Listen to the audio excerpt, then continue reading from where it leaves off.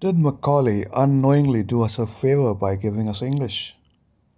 Macaulay is a much reviled figure in India and with much justification for his decision to replace traditional Indian education with an English medium education that was Western in its ethos and orientation.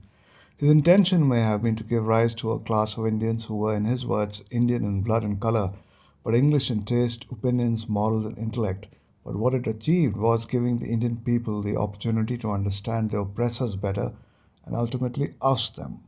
Merely teaching the highly intelligent Indians who had a long tradition of assimilating myriad cultural and linguistic influences into their fabric in English was hardly going to subjugate their minds to the glory of the European races. However, the introduction of the language as a medium of instruction at a time when the star of Europe was on the ascendant and the continent was leading the world in scientific discoveries acted as a catalyst for Indians to catch up with the West and reclaim their place in the world. It also helped them to reevaluate and reconnect with their own past, thanks to the pioneering work of many Western Indologists like Max Muller. Besides, it allowed people in different parts of the vast Indian landmass who spoke different languages to receive education in a common language and thereby let them understand each other better. Till today, a vast number of Indians from South India talk to their northern compatriots in English. So the language, in that sense, helped foster national unity across the nation, from across the north, south, east, and west of the country. As a matter of fact, English has become more than an official language used for education, office work, parliamentary debates, and dissemination of news. Not only was the Indian Constitution first written in it, the language is spoken across millions of bilingual homes in India. As a matter of fact, India is home to its own Indian English with its unique peculiarities and eccentricities, and is globally recognized as such.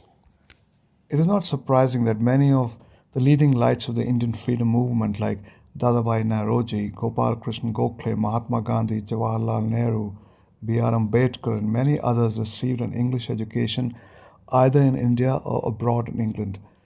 These were wise and erudite men who were aware of their own glorious heritage and proud of it, but welcomed whatever they could learn from Europe and the West.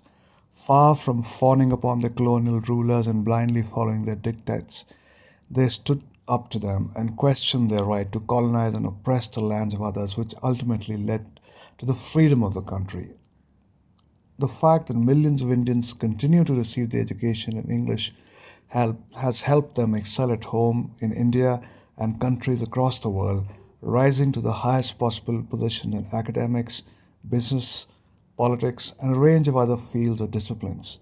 At the same time, the Indian languages have seen a revival and greater use in public life, allowing people to discover the richness of their own culture and civilization that predates that of the West by millennia.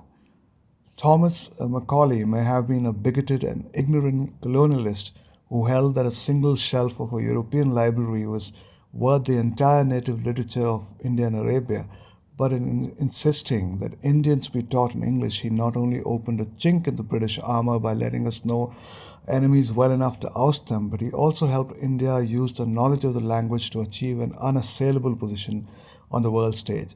Besides, Indians made the language their own, using it in the way they felt it suited them best. Today, some of the most decorated and awarded writers in the English language are either Indian or of Indian origin. Macaulay would have never imagined in his wildest dreams that one day an English speaking Indian would become the Prime Minister of the UK. So much for unintended consequences.